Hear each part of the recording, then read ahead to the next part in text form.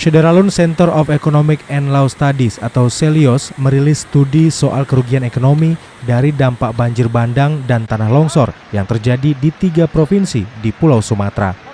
Akibat banjir dan tanah longsor tersebut, Celios menyebut Aceh mengalami kerugian sebesar 2,4 triliun rupiah. Menurut Celios, tambang dan sawit justru paling banyak membuat kerugian di provinsi yang dipimpin Gubernur Aceh Muzakir Manaf tersebut. Tak hanya Aceh, banjir bandang dan tanah longsor diperkirakan menimbulkan kerugian senilai 2,7 triliun rupiah bagi Sumatera Utara. Sementara itu di Sumatera Barat mengalami kerugian 2,1 triliun rupiah. Banjir bandang dan tanah longsor di 3 provinsi Sumatera ini tak hanya berdampak pada ekonomi regional, tetapi juga nasional.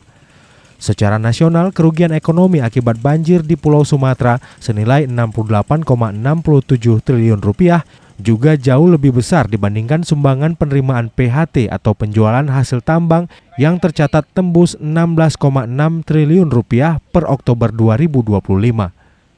Menurut Celios, bencana ekologis yang terjadi di Pulau Sumatera ini dipicu deforestasi yang dipakai untuk membuka pertambangan dan perkebunan kelapa sawit. Celios mendesak pemerintah melakukan moratorium izin tambang baru, termasuk perluasan evaluasi total seluruh perusahaan yang memegang izin, tagih reklamasi agar bencana serupa tak kembali terjadi.